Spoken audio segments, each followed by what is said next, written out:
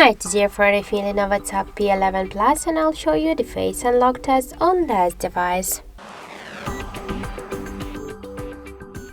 So I just set up my face recognition a couple of minutes ago here, and now I'll make a couple of tries to unlock the device with my face, and we'll see how fast this feature is and does it works. So let's start. 1, 2, 3, 4, 5. So as we can see, the face unlock works here fast, correct, and we just unlock the device less than in a couple of seconds. This is the good result for the face recognition feature. I just wanna suggest you to try this unlock method, but don't forget that the face unlock is less secure than the PIN code or passcode unlock methods.